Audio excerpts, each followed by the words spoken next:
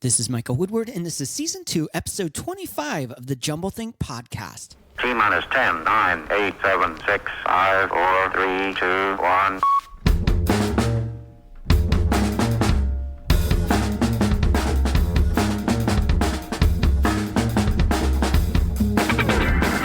Welcome to the jumbleThink podcast. We explore the ideas and dreams behind some of the leading entrepreneurs from around the world.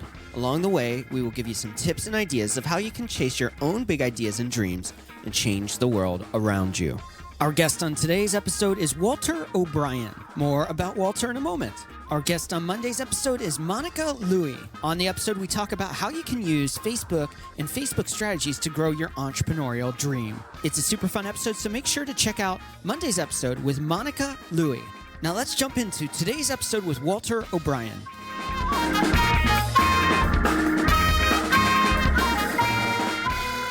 Hey there, welcome to the jumbleThink podcast. My name is Michael Woodward. I am your host and so excited that you've joined us for today's guest. If you are new to the jumbleThink podcast, I want to invite you, wherever you're listening to this podcast, to click that subscribe or follow button. If you're streaming online, make sure you click on one of those links to get you to Apple Podcasts, iTunes, Stitcher, SoundCloud, Spotify, any of the amazing places that you can listen to this podcast, and click that subscribe button. Our guest today is Walter O'Brien, and I am so excited to have him on the podcast. I'm a big fan of the show based on his life. It's called Scorpion, and it's on CBS.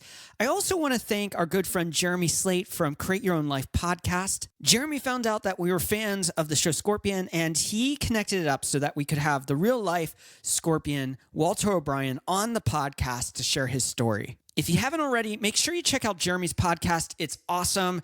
I get a lot out of listening to it, and I know you will too. Just search for it wherever you listen to podcasts. Again, it's called Create Your Own Life. You can also check out his website, jeremyryanslate.com. And again, I want to thank you, Jeremy, for connecting us up with Walter and making this possible.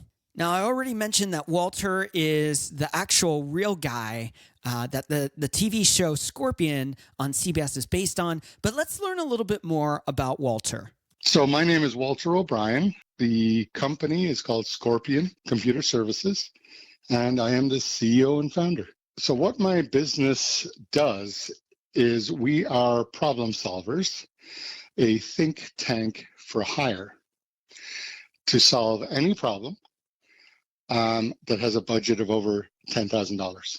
In terms of knowing what I wanted to do with my life, it's been an evolution. As a kid, I was just very curious, and my brain was very good at solving puzzles and problems. And over time, that evolved because computers are kind of an endless universe of problems that can be solved that have hard problems like artificial intelligence or virtual reality, where there's no end to how far down the rabbit hole you can go. But I also like helping people. And over time, over my lifetime, the world is run by technology. Technology is run by software. So being the one who runs the software seemed like a good place to be. So how I find significance and purpose in what I do is the area where we make a true difference in people's lives. For most folks, it's not actually about the money, especially if they get to a point in life where they're not worried about paying the rent anymore.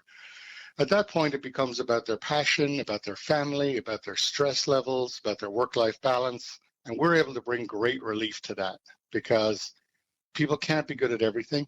And in whatever business you're in, there's some aspect of it that you're not naturally gifted in. The idea here is to augment or supplement the areas that you're not strong in with people who are strong in those areas. So you can reach your self-actualization or your full potential.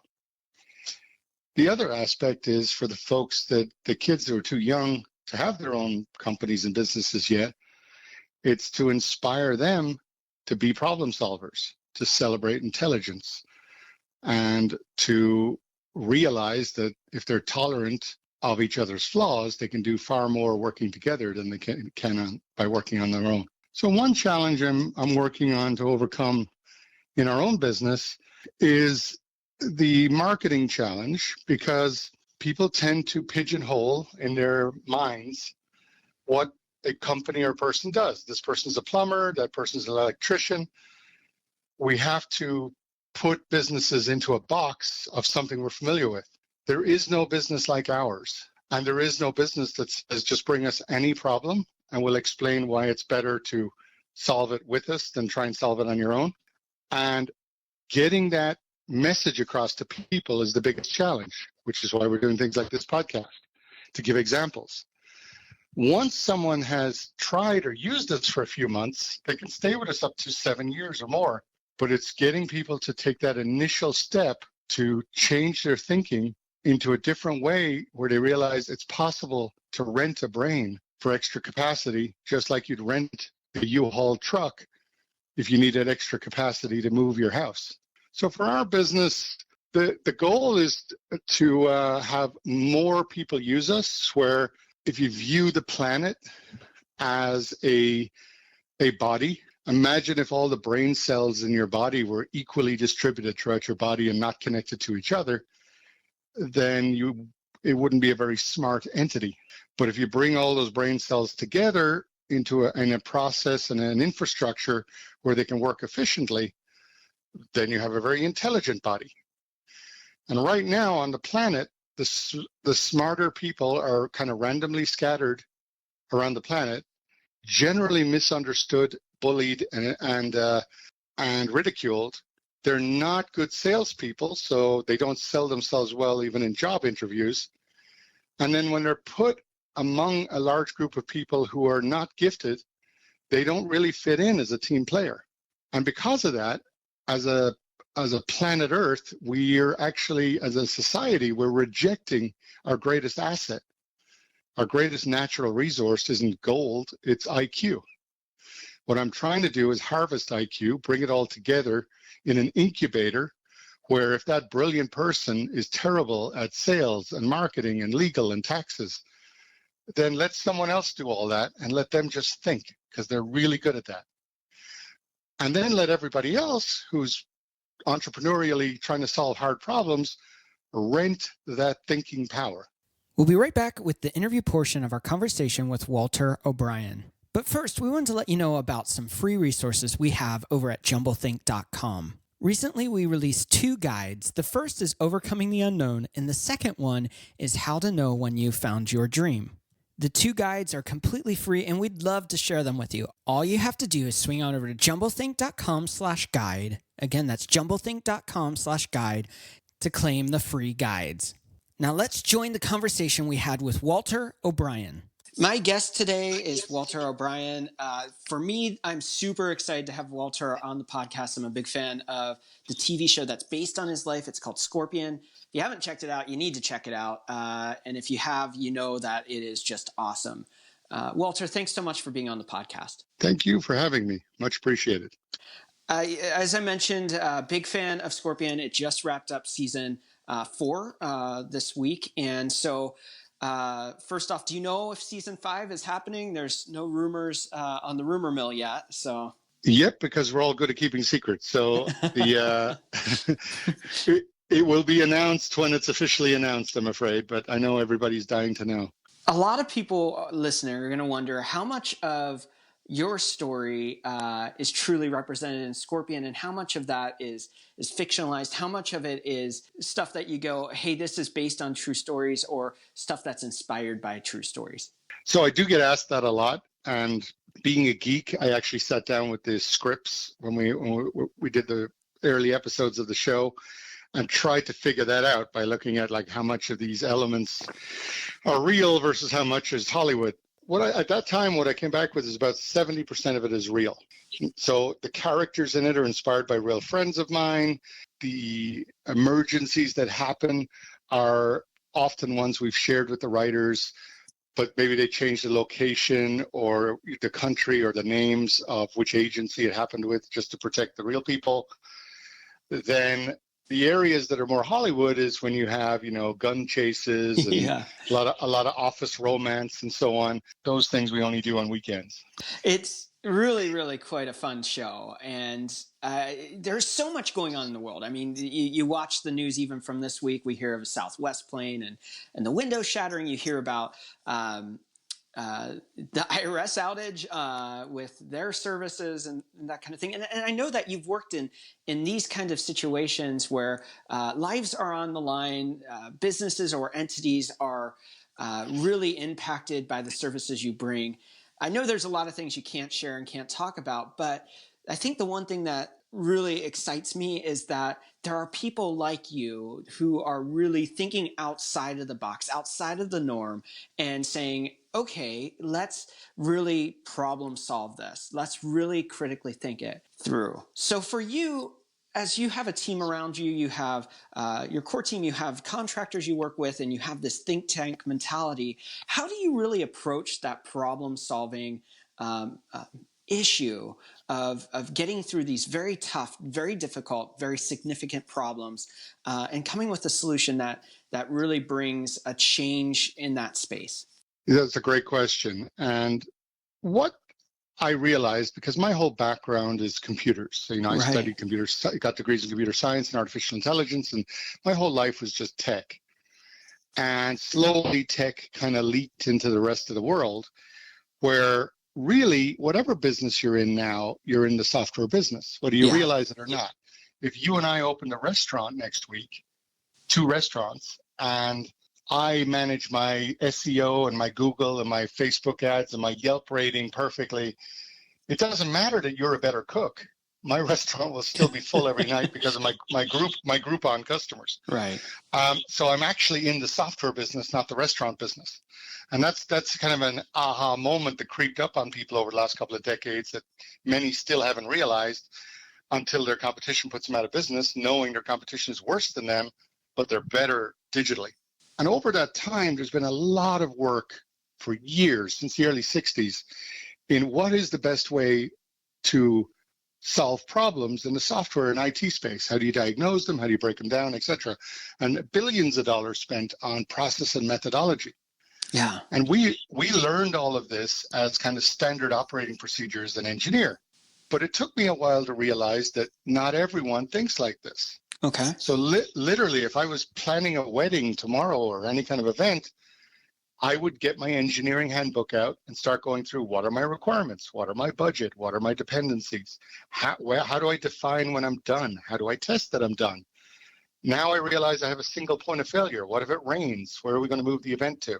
That process makes me ask really good questions in advance to avoid risk. Yeah. So I would apply that to anything in my life, whereas most people would consider that kind of an odd or maybe NASA type strategy. So my concept was, why don't I just bring this problem solving methodology and the brains behind it and apply it to anything? Okay. So you have a medical issue in the family and you need to find the best doctor. You have an uncle who needs to go into rehab and you want to find which rehab center has the least likelihood of relapse later. You want to choose a winning racehorse based on its DNA. You want to make your book a New York Times bestseller. All of these are just engineering problems. And if you ask all the engineering questions, it'll get you very far. And 9 out of 10 times you can solve the problems. And that's really what we bring to the table for clients, is that whole experience and discipline of how to look at something unemotionally, break it down into Lego pieces, and then protect you from all of the landmines you might step on or forget to deal with. And I find that interesting because what it sounds like you're saying is that you've worked out the systems to say, if I apply this philosophy or mentality to any problem, the problem can be overcome. Sometimes easier because it's an easier problem. Sometimes it takes longer because it's a much more difficult problem. But if you approach it with that philosophy, that engineer's view, and put the principles in place and work the problem through that process, that you can get a roadmap to a solution. Correct. That's exactly it. And today, if you look at society, you can hire a lawyer for a legal problem. You can hire a doctor for a medical problem. Yeah. You can hire a recruiter for a recruiting problem.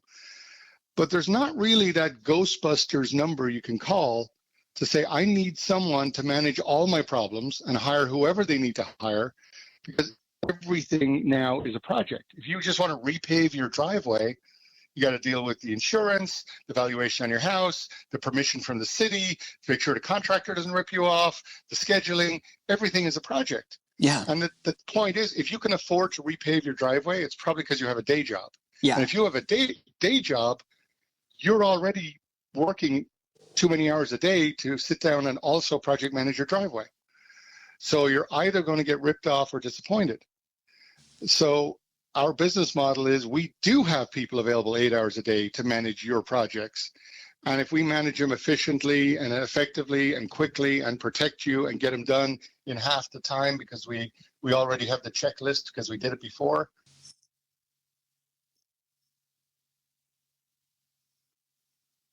Right. Right. And it's having experts come in who can see the pitfalls that you can't, to see the problems, to see the shortfalls. You're able to come in there and see the total picture at a level that maybe they don't have the time or expertise or the understanding. You're able to come in and solve those. There's actually one more layer to it than that. Okay. Which it's a simple one, but people often miss it, which is great. You need to hire an expert. How do you know they're an expert? Yeah. You're not an expert. Right. So all the time I get people coming to me with, let's say, .com or startup, and they're going, hey, you know, I have this brilliant CTO. And I'm like, really, what's your degree in? And they're like, philosophy. Oh, okay, so how do you know he's brilliant? Or do you really just know he's better than you are? Yeah. Maybe I should have someone with a PhD in AI, computer science, and 20 years in the industry interview your guy and figure out if he's the problem. Right. Right. So having that ability to be even able to filter the right talent. There's a book called Strength Finder, Now Discover Your Strengths, which was all this research. I love it. And I think a lot of what you talk about is in the same vein. That's like, hey, you are not going to be good at everything. You're not going to be a superstar, a rock star in that space. And what you need to do is, one, understand your abilities and your strengths, the things that make you awesome, and then get the right people around you to help support the areas that you're weak. Is that a fair that's some of the things that you do, is that you help other people find the shortfalls in themselves and then supplement that so that they have the right team around them? Correct. You just hit the nail on the head. I mean, if someone calls us up and they're better than us at whatever area they're in, then we're not going to challenge that. Right. We're going to focus on everything they're not better at. Okay. And what Strength Finder is based loosely around the Myers-Briggs psychological exam that measures your left brain versus right brain dominance. Right. Left brain being the logical side, right brain being the creative emotional side. And I went through that with a wonderful organization called ccl.org, Center for Creative Leadership. Been like 30 years studying management and leadership. And they did the whole profile on me. Well, no shock to anyone. I'm very left-brained, almost exclusively. Right. But there's a piece of that then is called situational matching, which is, okay, now that you have that brain, what situations or jobs is that brain a good fit for? So they sat me down with a counselor and they said, sorry to break it to you, Walter, but you would make a terrible kindergarten teacher. However, you'd be wonderful at running an emergency room in a hospital doing triage over emergencies. Okay. And I smiled and went, good, because that's kind of what I do all day. Yeah. And then we went out into our company. We'll talk about EQ, IQ in a minute, but we went out and hired people who would be wonderful kindergarten teachers, who have soft skills, who know how to break news carefully to someone, who are better at tact, who are less blunt. And we have those people talk and engage with our customers, because if sometimes I could be too honest with the customers and they need the message given to them in a softer way. You're talking about, for your team, you call them super nannies, those people that are the bridge between maybe the typical human and somebody who processes at a very high level of intellect. Correct. Basically, there's a correlation here that often the higher the IQ, the lower the EQ, the emotional intelligence, common sense, social skills. Okay. And it's understandable, because if you spend your life in books, math, and in front of a computer, then you're not spending your life socializing and being a cheerleader and hanging out with other people in the lunchroom. And the more you go down that rabbit hole intellectually, the less likely you are to be able to relate to the everyday person and their life and what they're thinking and what they're worried about. And when you can't see things from someone else's point of view or put yourself in their shoes, empathy-wise, it makes it very difficult for you to communicate with them effectively. Right. But that person also then, that person is generally not very strong at planning and being detail-oriented and disciplined and laying out all the things they need to do in advance and so on, because they didn't spend the time on that. It's kind of like, where are you going to spend your 10,000 hours? Right. So by me taking someone who is very strong left-brained, but doesn't speak human so well, and then taking a super nanny who's really good at empathy and reading the customer, but isn't a programmer, and I can fuse both of them together, come up with an environment where they can work together without killing each other, then I've created a superhuman. Okay. Because now I have someone who is very strong left brain and right brain fused together, which gives us an advantage in terms of solving problems. Okay. And that is kind of the heart, or the Coca-Cola formula, if you like, of Scorpion, is combining IQ and EQ in a manner where they can actually work together, because they usually just walk away from each other insulted. Yeah. Yeah. And I think that's so powerful because so many people or businesses for that matter, either hire people in the middle that are well-rounded, which I think is a horrible way to live life, in my opinion. Don't be well-rounded. Be amazing at what you're amazing at. But they either hire people that are that mediocre person, or they hire people that are super achievers that can't really work in a team. But what you're saying is that you got to hire on the edges. You've got to get the incredibly intelligent people with the people that have this deep emotional empathy and communication skills and being able to connect. And by putting that together and collaborating, you bring the two sides together and build this foundation of a very strong business. Correct. And if anyone ignores either side of that, then the project is going to suffer. Right. And so there's many times I would be frustrated or confused with a customer because I'm like, why won't they move forward? We have this whole plan. Everything's been worked out. We have the funding. It's all technically correct. Why won't they pull the trigger? And then the super nanny comes to me and says, because they're terrified. They're scared.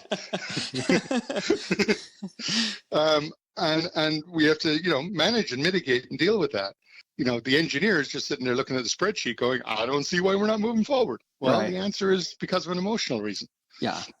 Well, you've told the story before. I've seen it a couple times, but I think it's really important to share is that when you started your business, I think it was back in 1988. So it's 30 years this year, which is crazy. You started by pulling your friends together, people that were like you, and you found very quickly that this wasn't going to work if you just had people like you. You're having friction, everything like that. And you had this discovery of the EQ versus the IQ. Can you tell us a little bit about that discovery moment where you went, okay, if I continue down this course, it's not going to work anymore? Yeah, absolutely. And by the way, let me compliment you on doing your homework so well and knowing all the facts and details about the company, because it's going to make this interview a much better interview because you know your subject matter. So I really appreciate you doing your homework on that. Most people these days don't. So back then I was a kid. This isn't some brilliant business strategy that I figured out when I was 9 years old. I was a kid who was bored because I was on a farm in Ireland, farming in the rain, and farming in the rain sucks. Yeah.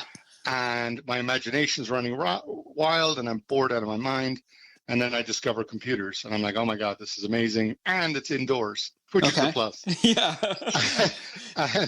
and as I got busier and people started hiring me to solve problems, I was still going to school, so I needed to hire helpers. And the only kids who didn't bully me at school were the other smart kids, the other geeks, Yeah. and the other gifted children. So I just did the natural thing. I hired my friends. And I thought, hey, I'll have a company full of geniuses. That's got to be a good idea. And I was wrong, because they would get distracted. They would focus on the wrong thing. They would be too blunt with the customer. Or they just spend the whole time arguing with each other and get no work done. Right. And there was no kind of common sense where to go, hey guys, we've been arguing for 8 hours and this project is due in another 3 hours. Maybe we should actually start working. There was no concept where someone steps back, looks at a calendar, looks at a budget or anything like that. They're too far down the rabbit hole to care about that stuff. One analogy I use for that is if you hired a bunch of geniuses to go build a casino and then you left them alone for 6 months and you came back and you said, well, where the heck is my casino? They'd be like, check out our space elevator. It goes all the way to the moon. Yeah. Because they got all excited about how cool they could make the elevator and forgot about all the rest of the project. So what happened is, projects went wrong. People were fighting. There was stress. People weren't happy. And the other thing I noticed then is I would lose contracts. I would bid on some contract and our solution was better, faster, cheaper. And the customer would still give the project to our competition. And I'm like, why? And then I realized that the competition sales guy is playing golf with them every weekend. Right. And that's what mattered, not the fact that mine was exactly 63% faster software than their software. What mattered was the comfort level the customer had. Yeah. And there was a great report by Carnegie Mellon that said 85% of one's success is their EQ, 15% is their IQ. Wow. So I read that and I go, well, I'm screwed. So, and then you look at people like Obama or Clinton or others, and you just watch how they operate a room. There is, EQ on steroids. Right. They are like amazing with people. Right. But they probably couldn't code very well. Okay. Yeah. and that's the point. You're going to need both. Yeah. So that was basically, I got forced into having to fix this or go out of business. So as a person that the number that I've seen quoted is IQ of 197, how do you make that pivot where you see the issue and you're able to adapt? Because as a person that's high intelligence, that whole area of emotional intelligence is a hard thing to grasp. So how did you make that transition, make that change, and really step into it as a business when it's something so foreign for you? Yeah, another great question. Part of my philosophy, I guess, in my head is if I'm that smart, I should be smart enough to change myself. Okay. And that really ticks off a lot of people who are very, very smart, but have been stuck in their ways for 40 years and they just can't fix this one thing about themselves. So the other part of it was desperation. I didn't have money. I didn't have contacts. I didn't even have a green card. All I knew for sure is I didn't want to stay on a farm. So I didn't have a safety net. If I had a safety net, I could have just, winged it and done what's comfortable. Yeah. But I realized either I fix this or I'm stuck bored the rest of my life.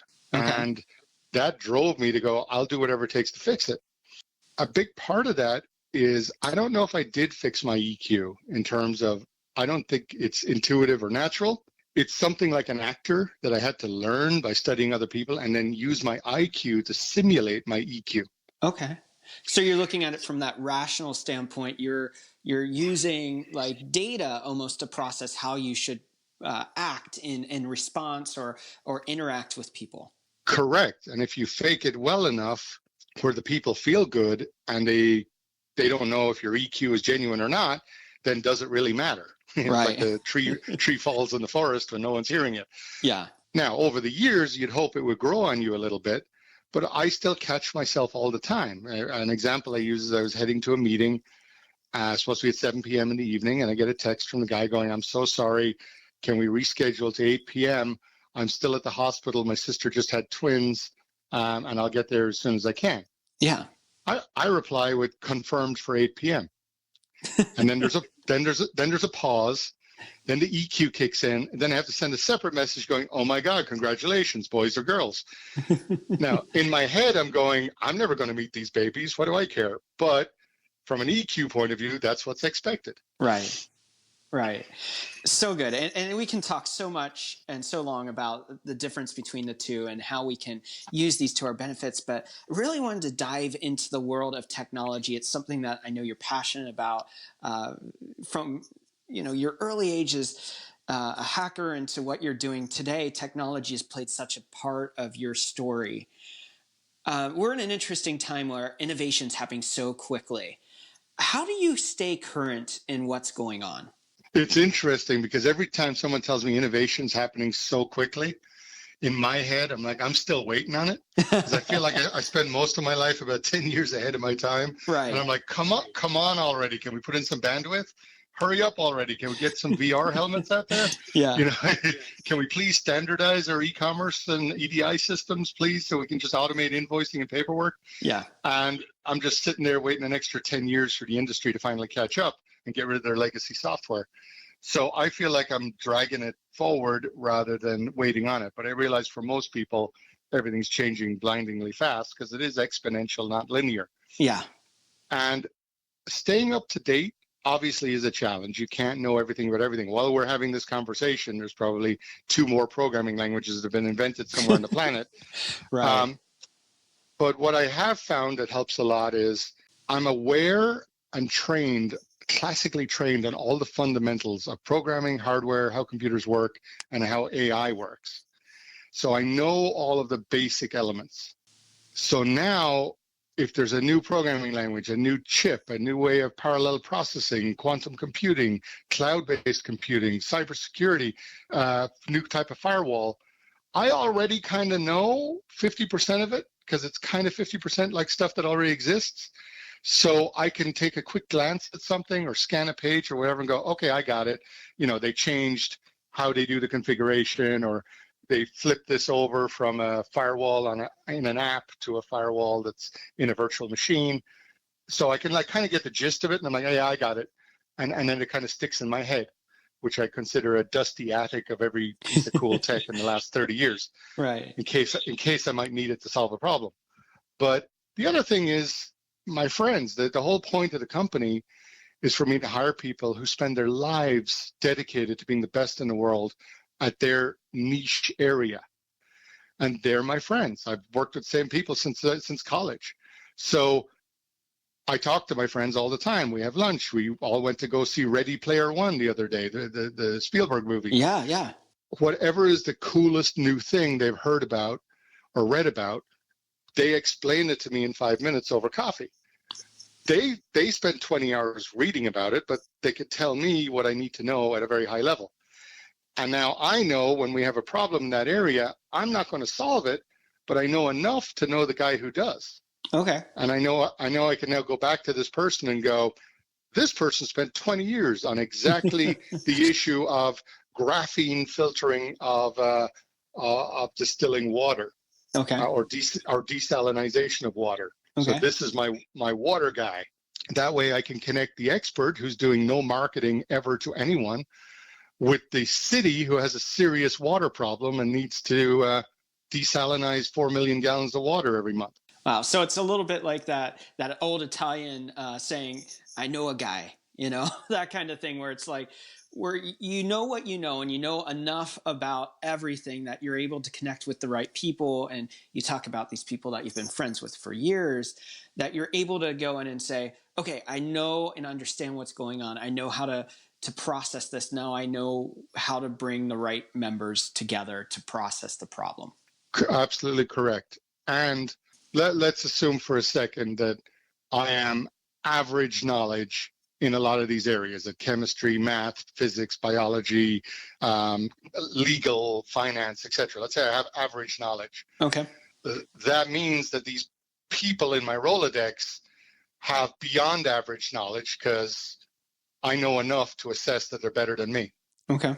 So hiring someone above average in their industry is a good start versus calling a stranger from Google. For sure. The statement about I'm living kind of in the future, waiting for everyone to kind of catch up for the standpoint of technology. And I kind of get that too, because I've worked in the tech space for a long time now, and kind of understand where it's like, oh, I know where things are going. I can see a little bit of that future. And often we think of the visionaries like Steve Jobs as those people that are seeing the future, but they're so charismatic too. You mentioned Obama, super charismatic, and they're able to capture a vision, communicate the vision, and draw others into it. From your standpoint, when you're kind of in that innovative space, you're solving those problems. How do you, when you see the future, communicate that to others to help bring them to the future of where you're wanting to live or where you're already processing? Well, part of it would be putting the TV show together, which we can come back to how that all came together. But a big part of the TV show was to inspire kids and other people. We have up to 1 billion viewers a week in 188 countries for 4 years now.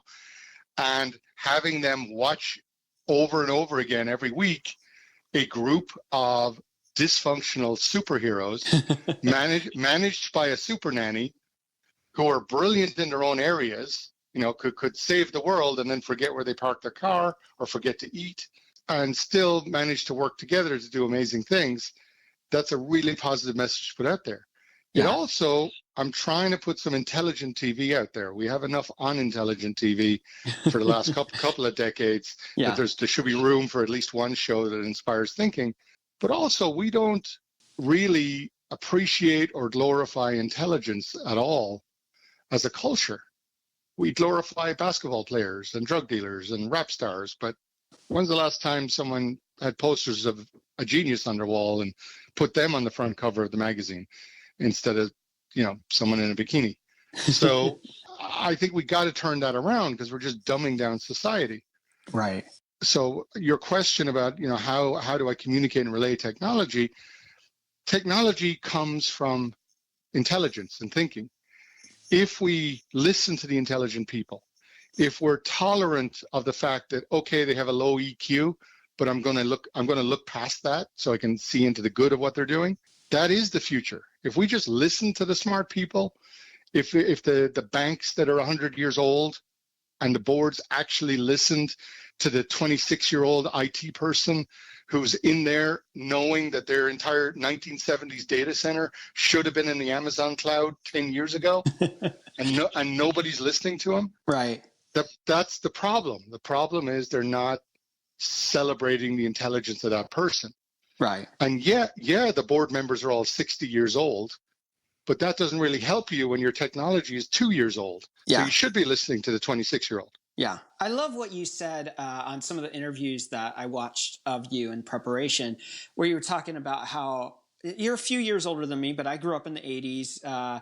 And you were saying when you were a kid, you remember watching MacGyver and the A-Team, and now it's the Kardashians and whatever other reality shows out there.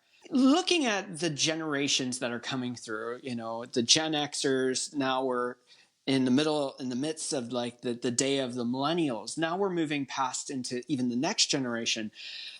What is the message to the youth? Because I know you're passionate about seeing your passion for technology be caught by others. What would be the message that you would share with them for the future about how technology should be more significant to them? How really thinking and problem solving and looking at the bigger picture of these issues is something that they need to really engage with? So I was lucky in that when I got into technology in 1988, there almost was none. There was a very few computers. The only people into it were geeks because it was unusable and unfriendly. Yeah. So it was kind of like a purist society in terms of everybody who was into it was into it from the point of view of programming and creating things. And what's happened over the years is now it's become ubiquitous like TV or cell phone, where it's just something you use. Yeah.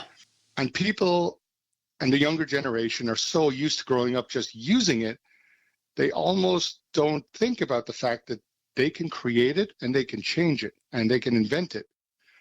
So instead of spending 8 hours a day taking selfies, spend an hour doing a coding class and learn how to write an app that takes better selfies. Yeah.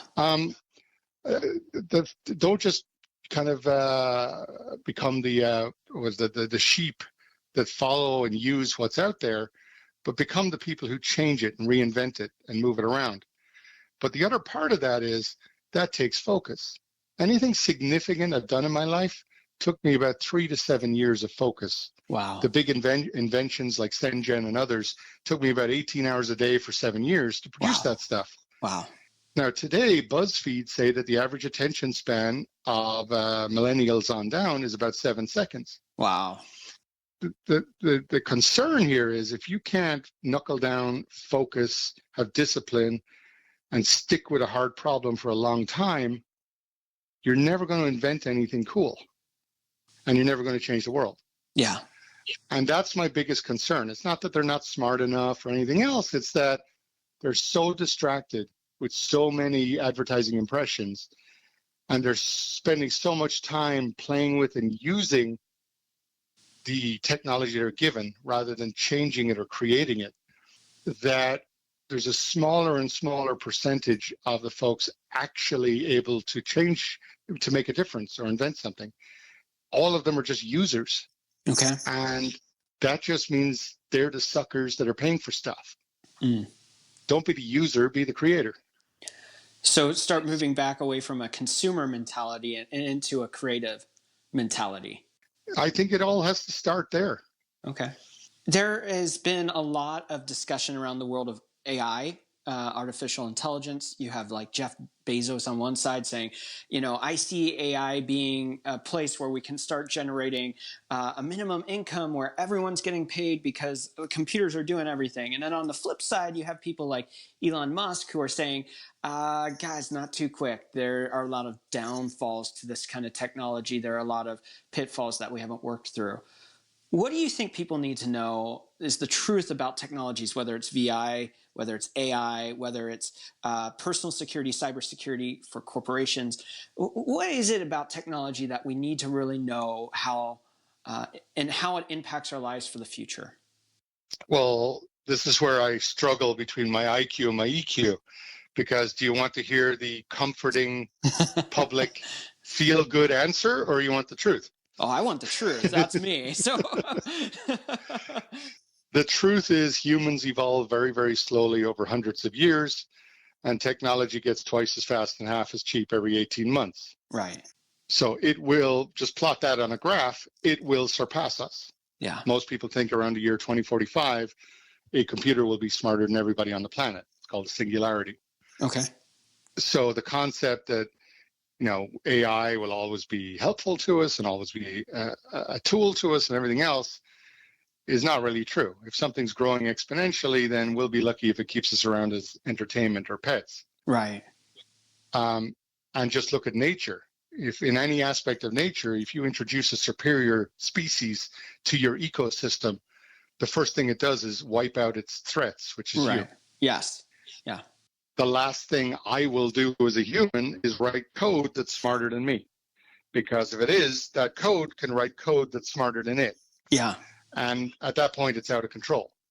So even if I put in Asimov's laws or rules or say don't hurt a human or never shoot a gun, if it's smarter than me, it can just delete that rule. Right. It can evolve itself. Very quickly. And I've worked on genetic algorithms where you have code that writes code that writes code. And after a few generations, the very first thing that the child code does is kill its parents. Wow. Because that's the logical thing to do. Wow. Eliminate your threats and ensure your survival. Now, is this all going to happen tomorrow? No, because technology moves slowly. AI is hard, and it took us 20 years to teach a robot how to walk upstairs. But it's not going to take 20 years to then teach it how to pick up a cup, and it's not going to take 20 years for it to then be able to drive a car. So again, as long as it keeps getting twice as fast, suddenly these 20-year evolutions start happening in 20 months. And so because of that, it's coming sometime within our lifetimes. Now, things like universal wage, which is a good idea, or what they call robot tax, which is if I replaced everyone in the factory with robots, then I should pay a tax for that because I put a burden back on society. Right. And that would at least distribute the money a little better. But now the truthful answer, in the history of mankind, I can't find an example of where the majority of humans did something because it was the right thing to do. It's a good point. In the history of mankind, humans have always been greedy, powerful, controlling, trying to overthrow each other and steal what they can. Yeah. That is how we behave. Yeah. So robot tax, universal wage, money distribution would be the right thing to do. But show me any point in history where everyone agreed on the right thing to do. If we did, we wouldn't be still talking about global warming. Yeah. Well, you mentioned that humans don't do typically the right thing to do in these kind of cases. What is our responsibility moving forward, whether it's at a governmental level, whether it's at the individual level, or corporate leadership? What is our responsibility in the space of technology? And we can even broaden that into the world of privacy with how government has access to information, how corporations, Facebook's hearing obviously at the Senate and Congress recently with Mark Zuckerberg. What is our responsibility? What is our social responsibility with technology and innovation? It doesn't matter. Okay. Because that assumes we are in charge in some way. So any rules we have, laws we have, responsibilities we have is just a temporary blip. Okay. If we all tomorrow banned AI and decided to not develop it, then our enemies would and kick our ass in the next war. Right. You have to fundamentally change what humans think of and value. Yeah. And that is why I keep coming back to celebrating intelligence, because, without getting political here, but whether it's corporations or countries or political office, we vote in the most popular smiley guy who kisses all the babies. Right. We don't vote in the smartest person who is the highest qualified with the most knowledge of how to run a country. Yeah. That person would suck at relating to people in a campaign. Okay. So almost by definition, the folks who can afford to win a campaign are the worst people to be in office. Okay. And vice versa. Because, you mentioned Elon Musk, for example. There's a great example of someone who is intelligent, well-educated, thoughtful, ignores society's rules and just decides he's going to do what he's going to do. So if he's going to put his car in orbit with the radio playing, he's just going to do it. And, that kind of person would probably never get voted into office. But imagine if they did. Yeah. All of the BS and the red tape and the delays and everything else, they would just cut through it and go, I just want to do this because it's the right thing to do. Yeah.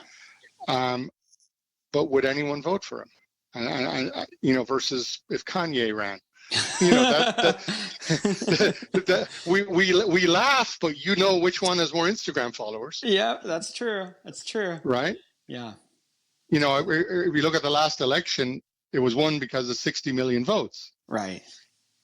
I saw on the social profiles the other day, Selena Gomez has 134 million followers. She has more followers than people that voted or made the difference in the vote. That's the not the difference. Not the difference. The total vote. Okay. She's twice the total vote of the country. Right. Yeah. So what if she just asked her fans to make her president? Wow, that's an interesting thought there for sure. Yes. It's a terrifying thought. Yeah. But that is the reality of where things are heading. The amount of power influencers have. Yeah. Yeah. And that's what has to change about society, where we really try and think thoughtfully about not who do we like the most, but who is the best person to do the job. Right. Such good insight there. I want to make sure that we cover this before we wrap up today's episode. You of course, are the founder of Scorpion Computer Services. You have a really cool division called Concierge Up and also Scorpion Studios. You talked about the Gen software. Tell us a little bit more about the company as a whole and how people can connect with you. Thank you. Yeah, there's a whole lot here. Concierge Up, first of all, is the way that we could help most of your audience if they'd actually listen. Meaning 99% of people listening to this podcast or any podcast will be doing their own thing and driving along, etc., going, well, this is entertaining. Yeah. But they're not internalizing it. They're not going, wait a minute, this is a chance to completely change the destiny of my life, my direction, my ability to earn money, my ability to be successful, my ability to support my family. It changes if you listen right now, because we just allowed you to tap into the largest universe of IQ and process and discipline and intelligence through an EQ channel, so it's comfortable to fix whatever problems in your life. You want to open a business, you want to solve a legal situation that you're in, you need to research a problem, you need to retire your parents, whatever it is a project. Right. And we're probably better to project manage it with our Rolodex than you are on your own. So if you have a problem and more than 10 grand to put towards it, because I do have to engage a team on it, right, then go to conciergeup.com, and there's an area there simply to type in your wishes, your top 3 wishes, kind of like Santa Claus. Say, these are the 3 things I'd like to solve. right. And you just need to put in a one-liner. You don't even need to describe it fully. We can deal with that later. But it opens a ticket with our folks, so a super nanny will call you and start walking through and explain how we work and what we cost and everything else. And our costs are $150 an hour and up, which is about the same as a masseuse. Yeah. So you don't have to have millions of dollars to hire us. Right. So, and you don't even have to fully have figured out your problem. For most outsourcing, people feel like they have to figure it all out so they can tell us what to do. Right. Our smartest customers call us up and say, I don't know what to do. Right. You got to brainstorm with me and figure this out. Right. I don't know what's wrong with my business. I just know it's not growing. So please help me. So that is Concierge Up. And there's a ton of examples and testimonials and everything on our website. But just stop for a moment and write that down and think about it and reach out to us and have a conversation for 10 minutes. It doesn't cost you anything. But what if in 10 minutes we can give you the answers and guidance and step-by-step of exactly what we would do in your shoes? Maybe that would convince you to try us out. Yeah. SenGen is one of the most powerful AI engines on the planet. It's 250 human years of thinking every 90 minutes. We just deployed it on the drone fleet for the U.S. Army. Wow. And we've also used it in ballistic missile defense, nuclear subs, Navy command and control systems, mission control, smart grid, ton of different big applications. It's a kind of our secret weapon. It can be used for all kinds of things. So that's an AI engine that we sell. And I just want to pause you there because there's some really cool videos on YouTube that you talk about this, and you have some cool graphics that show kind of how you've taken chess and applied it to problem solving, where you substitute pieces and rules and all that kind of stuff to problem solving to show the scenarios and outcomes that can happen. It is super cool. So definitely check that out too, for sure. Sorry. Anyway, go ahead. Yeah. Sorry. I saw it and I just thought it was really, really cool. I wanted to say that real quick. No, look, I appreciate it. It's one of the pieces that is probably one of my masterpieces in terms of my personal work, because I coded it myself. It took years. I had to go back to the drawing board 14 times. Wow. It'd never been done before, and it was really hard. And it also had a Frankenstein effect, which is when you're coding something smarter than you. Yeah. Because then how do you test it? Because I would give it a problem. It would give me the output, which would be different from what I generated. And I'm like, oh, the system must be wrong. And then I would spend months manually going through the calculations and find out it's right. I was wrong. and it was designed to kill human error. So that means it's doing its job. Right. So yeah, I appreciate you appreciating that. And it is a big chess computer, but it can turn anything into a game of chess. Right. Whether it's terrorism or cryptocurrency trading or whatever, it can generate all possible moves and then figure out, if I took all those moves, which one's the best move. Yeah. Now, you mentioned Scorpion Studios. So yes, beyond the TV show, we opened Scorpion Studios, and the tagline is pretty simple. We don't make the movies, we make the movies cooler and more realistic. Yeah. So if someone is making a movie or production today and they have the budget and they want to have cool stories and gadgets and weapons and realistic terminology, and if they're hacking, they want to use real hacking terms and real screenshots, we can use our knowledge of knowing all tech stuff for the last 30 years and convey that to the writers. So the writers don't have to spend 3 months researching each area so they can do a scene about it.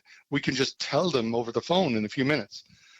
And if they need props, or they need a Mad Max type car built, or they need a time machine built that looks like it would actually work, again, we have all the real people from the show. So if you watch the show, you know Happy is the master mechanic fabricator. Yeah. We have the real Happy who can make this stuff. That's cool. That's very cool. And you've worked on a lot of projects with that too. Yeah, I mean, we've done Spider-Man Homecoming. You'll see us in the credits for Spider-Man Homecoming last year, and a couple of different TV series now, a Batman spin-off, two more movies right now that are at early stages. And then there's a kind of a big announcement that we have been working on, but we're not allowed to announce it yet. That's kind of like the coolest geeky thing we could announce. But we're still doing all the paperwork on that. So assuming all that goes smoothly, we can then do a pretty cool announcement of what Scorpion Studios has been up to. That's really cool. Unfortunately, about 85-90% of all the stuff we do, we can never talk about. Right. Because it's either government, military, or if people hire us to solve a problem, sometimes they're embarrassed about that problem, so they don't want us to tell anyone we solved it. Mm-hmm. And I understand that, but it kind of sucks because I can't tell everyone the coolest stuff we do. Yeah. Gotta love those NDAs. We'll make sure to have all the links for all of those in the episode notes so that they're easy to find. And then we'll be right back with rapid fire questions with Walter O'Brien. I hope you're enjoying today's very special episode with Walter O'Brien. And we're so glad that you're listening. We want to make sure that you never miss another episode of the jumbleThink podcast. It's easy to do. Wherever you're listening to this podcast, make sure you click that subscribe button. You can find the jumbleThink podcast in all the normal places. Places like Apple Podcast, iTunes, Stitcher, Spotify, Google Play, SoundCloud, iHeartRadio, TuneIn, and so many other places. So find us at your favorite place to listen to podcasts and click that subscribe button. Now let's jump back into our interview and the rapid fire questions with Walter O'Brien. We're back with Walter O'Brien. Walter, are you ready for some rapid fire questions? I'll do my best to keep up. All right. So the first question is, what is one tip you would give someone with a big idea or dream and they don't know where to start? I'd start with Concierge Up. Just type in, I need help with this project or this goal. And we actually have templates for almost everything now because, again, we're geeks. So once we do something, we create checklists. Yeah. In that case, do you have enough money for the project? If you don't, do you have enough money to go raise money? Because maybe what you need to do is not work on the project and spend the money working on the pitch, the video, the concept, so you can take the $100,000 you have to raise the $5 million you need. Yeah. And so we often get people taking a step back on that, going, well, you can spend the $100,000, get 10% into it, and be dead in the water. Yeah. Or spend the $100,000 doing a roadshow and a pitch and go visit all the VCs and structure everything properly. And then if you get the funding, you actually have a chance of finishing this thing. Then, they need to do business plans. So we have the business plan structures and pro formas so they can break down in a spreadsheet, where does all the money go? What are all the expenses as you ramp up over time? What are your margins going to be? And where's your break-even point? Is it going to be 3 years from now before you turn profitable? And then what's your exit strategy? You're going to be bought out or go IPO or whatever. And depending on what that is, it influences how you form the whole company. Right. So even before you get into it, you need to talk about how you're going to get out of it. These are often questions that entrepreneurs don't even think about at the very beginning because they're too excited about the idea. I think that's so powerful because, there's known knowns, known unknowns, and unknown unknowns. And being able to have someone like your team come alongside of you and help you through that process of like you said, you go, oh, you have $100,000 to do the project, but it's going to take you $5 million. Now, the best thing to do is to actually go out and invest your time into getting the VC money or whatever funding that is to raise the capital. I think that's just such a powerful observation of not doing it on your own, because I think so often when it's our idea, our dream, we get trapped in that. Yeah, we see it all the time. And we joke about saying in our business, the customer's always wrong. Yes. And some of our customers will appreciate that because they realize that there's no point in hiring smart people if they can't challenge your thinking. Right. So right off the bat, when we have our first discussions, we may push back and go, you're not working on the real problem. Your real problem here is funding, not how fast can you get the first prototype coded. So, and a ton of other things. Yeah. Maybe if you spent the money getting a patent, the patent will be worth more than for your valuation for your round of funding. So you don't lose your percent of the shares when you do get funded, because you can argue your company's worth more because you have a patent. For sure. You are constantly doing stuff that is changing the world. Oftentimes stuff that you'll never get notoriety for. You've mentioned some of the things that you get to do that are super exciting, but you can't really share. You see the world in a different viewpoint than most people. What is one change you'd like to see in the world right now? I would like to see us surpass brainwashing. Okay. Source of most problems in the world that I can see is when one human starts telling another what to do. Okay. Whether it's religious, political, patriotic, whatever. When even a marriage, when one person feels like they can own and control someone else, it's the beginning of trouble. And we're so tied and fascinated with fighting over which bit of dirt we were born on. I would drop all borders and go, screw it. Look, we're humanity. We're all on the same planet. We all need to survive. We all have the same problems. Now, who's in charge? And let's make sure they're smart. Yeah. Rather than saying, I own this little bit of dirt and you own that little bit of dirt. And I believe in this deity and you believe in that deity. So we should try and kill each other. We waste so much time and energy for decades or hundreds of years on warring with each other. Yeah. And I don't know of any war where a bunch of scientists have gone to war with each other. That's true. Because if you're rational or logical, war makes no sense. Right. I never thought of that. You can have a great debate with each other, but war makes no sense. Right. The only time war makes sense is when someone isn't rational and isn't logical, which means they're brainwashed. Yeah. They're just doing it because their parents did it, and they're just doing it because their parents did it, and no one ever questioned it. Yeah. So between being brainwashed on one side, so people aren't thinking for themselves, and myopic in our view, and on the other side, not celebrating intelligence and voting in the people that are the ones who are the best at manipulating people, we're screwing ourselves. Yeah, really good observation. What do you want your legacy to be? There's a few answers to that. Okay. I think the fact that, as we talked about, the A-Team and MacGyver and Knight Rider influenced my generation, I'm seeing after 4 years now that Scorpion will influence a generation that we haven't seen yet. That'll be, 8 years from now, they'll all graduate with computer science degrees. Right. What those kids will go on and do is one part of my legacy. Okay. I have structures in place to keep Scorpion going even after I pass away. Okay. Because the concept of that is, let's take the smartest people, incubate them, protect them, and get them to work together for the greater good of the planet. Yeah. So if that becomes the brain that everyone else can draw from or listen to, that is another great legacy that does the greater good. Very cool. And then finally, my last legacy is no legacy, meaning I'm working on immortality, brain upload, stem cell cloning, download the brain into the stem cell, these kind of projects that would allow us to not die, and as a side effect would solve every terminal disease that doesn't start in the brain. Wow. Because if you could, they've already worked on head transplants on chimpanzees, and the first human cadaver was done at Christmas. We have learned to transplant, fix, clone, and move every organ in the body except the brain. Okay. It's just another organ. Yeah. Why do we think it's so sacred we can't touch it?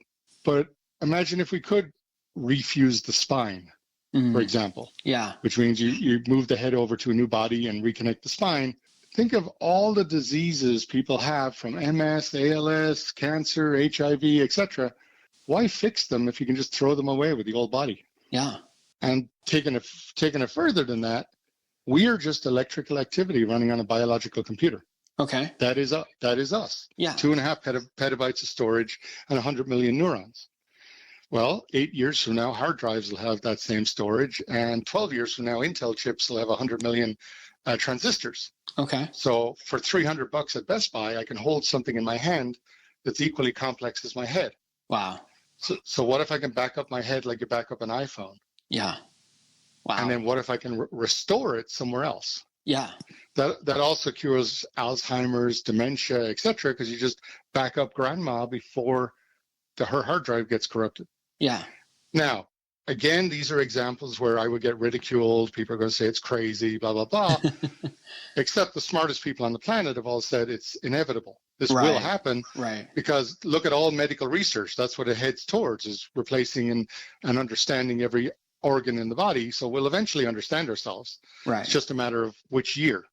So that's an example of me waiting for the future to catch up. I'm a little bit ahead there, and I'm just waiting on everyone to work on this, because why are we spending hundreds of millions a year researching cancer when we could cure everything if we figured out how to refuse the spine? Wow. Just mind-blowing right there, that kind of thought of what's possible. Literally. Yeah, yes, literally. Speaking of, things that blow your mind, how do you, what inspires you? When I see an intelligent person do good.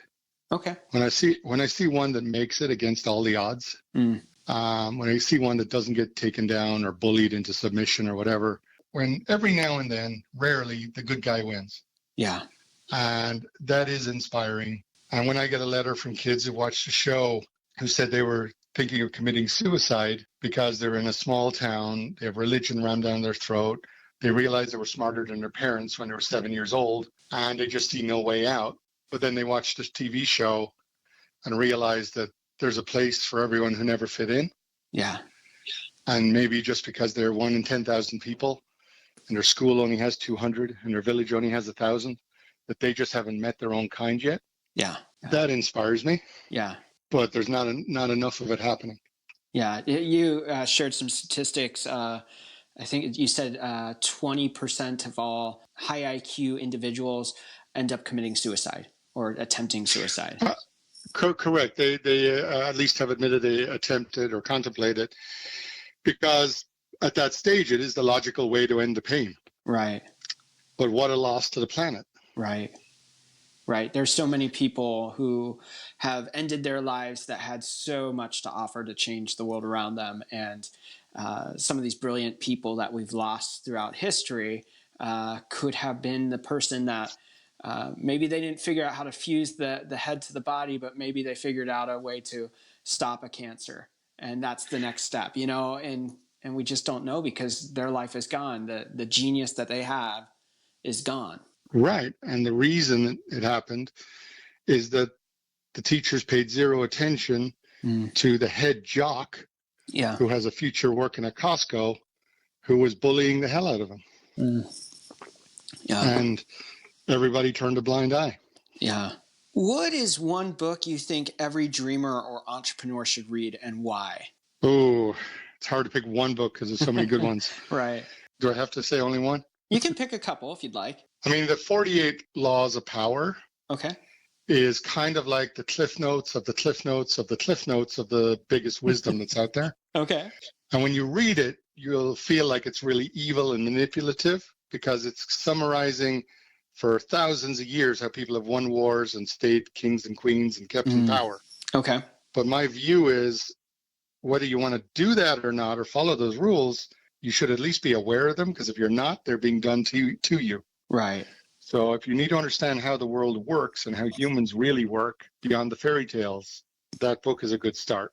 There's another one called Fooled by Randomness, which is a really good lesson and reminder in how to keep a grip on reality in terms of your life. So if I do an investment and I suddenly quadruple my money and everyone says you're a genius, you can't get carried away with that, because you got to know that you got lucky. Okay. One in 4,000 companies get first round of VC funding. You got to know that the next one you do, your odds are still 1 in 4,000. They're not 50-50 because you're a genius. Right. Because if you get carried away by that, you're fooled by randomness. Okay. So you had random good luck and you thought it was your skill. Yeah. And now you're going to bank on the fact that it's always going to happen. And then you're in for a fall. Wow. And that book is great illustrations of that happening over and over and over again in Wall Street, where traders and money market managers got lucky, thought it was all their skill, and then got themselves and all their customers a ton of money by doubling and tripling down, thinking they were bulletproof. Yeah. I always take a pessimistic view to every project I do. And my best friend, if you know Sylvester from the show, the Human Calculator, Right. the real version of him is my best friend since college.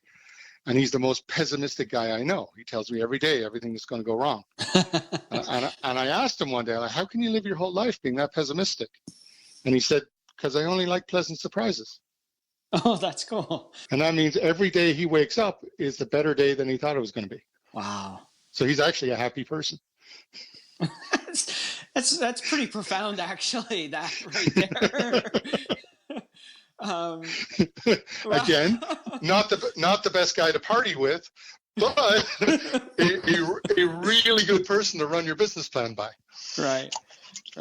Can you share his name or not? Or no, we try not to make them public. People who've worked with us in the company, who are clients of ours, if they need one of these people on their project, they'll actually meet them. We'll introduce them and go, here's the real Happy, or here's the real Sylvester. Yeah. But if those guys wanted to be famous, they would have already come out. So I have to respect their wishes, because again, they're not about that. Absolutely. They wouldn't know what to do with the attention. This is a little side note. We have a couple more rapid fire questions here, but I love that one of the things you said, which I never had this revelation, was that incredibly intelligent people tend to be more naive. That was profound to me. Yeah, and it's absolutely true, because being honest is logical. Yeah. Lying, corruption, nepotism, politics, backstabbing is not logical. It's not efficient. It's not the best, fastest way to evolve. Kind of goes against evolution. But we only do it because we have to do it because everyone else is doing it. So It's a society thing. Right. And an engineer is inherently logical and therefore honest themselves. The people I work with are the most honest people on the planet. The real Sylvester we spoke about, if you interviewed him, he would spend the entire interview telling you what's wrong with him and why you shouldn't hire him. Because he's even pessimistic about himself. Wow.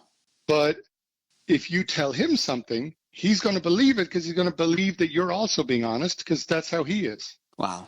It doesn't occur to him that you're probably manipulating him in your own benefit.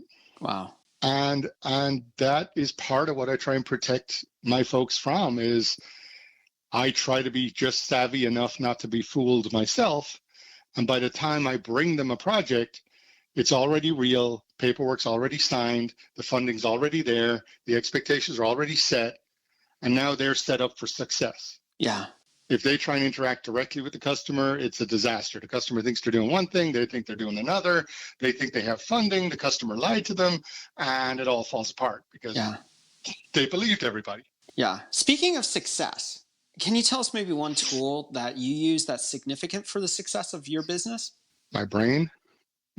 It's a good answer. That's probably one of the best answers I've had, because usually they're like, "Oh, I have this CRM that does blah blah blah," but that's a great answer. Yeah. Well, so to give you a little less facetious answer, I think it's some of the points you already hit on, which is, if I'm that smart, I should be able to change myself. Mm. And you've got to understand that being uncomfortable means you're learning. Okay. If you're completely comfortable in a situation, it's probably because you're not learning anything. Yeah. So I now embrace being uncomfortable. Okay. Because it means I'm learning. Yeah. Most people emotionally will avoid and get away from being uncomfortable. Okay. So if they're terrible with their finances, they'll get up every morning, hang out with their friends, and go to the gym, because that's comfortable. Yeah. They don't want to sit down and do their tax planning. I will try to work on my most uncomfortable area every day, going in the opposite direction of my emotions, because I know it's what's best for me long run. Yeah. Yeah. So I'm trying to be well-rounded. That's why I've actually been doing the health kick and going to the gym and everything else for the last 6 months, because I pretty much ignored my health for 40 years. Wow. I was busy helping other people, and I was on the engineer's diet of Red Bull and pizza at 2 in the morning. I've done that one myself. So I think that's the other tool, which is deal with the most uncomfortable stuff, because that will make the biggest difference in your life. If I get up every morning and play with a Rubik's Cube to make my IQ higher, that's not really going to make a damn bit of difference. Right. Yeah. But if I work on my health, I might be around an extra 10 years. An extra 10 years can have massive impact. I just need to last long enough to be able to back myself up. That's awesome. I was just doing the head transplant thing to avoid the gym. It's one way to solve the problem, right? What's one habit you find helpful in your life as an entrepreneur, as a business person? I mean, that discipline of learning and dealing with the uncomfortable is one big piece of it. Other habits in my life, being thoughtful. Okay. Whether it's dealing with people or thinking ahead, having no single point of failure in your life. So have your wills done, have everything insured, have spare keys to everything, take out your wallet and photocopy everything in it in case someone steals your wallet, because the problem is not what they stole in the wallet. The problem is you won't remember what was in your wallet. So true. How many membership cards and stuff you have in there. Yeah. So you can't cancel them and you can't replace them because you don't know what you lost. Yeah. So my whole life is backed up. And because of that, not much has gone wrong for a long time. Yeah. And if something goes wrong, it's a 10-minute fix because it just means I go get the backup. Yeah. How do you start and finish your day? Pretty typical, I think. So I usually work late at night. Okay. Most hackers are nocturnal. Yeah. But the other reasons for it is there's no distractions. There's nothing on TV, nothing on social media. Nobody's calling you. So, between whatever, midnight and 4 a.m, you have complete silence to get real work done. Right. In the morning when I wake up, we're a global company in 22 countries. So time zone wise, I wake up to whatever emergencies happened in Asia and London overnight. Yeah.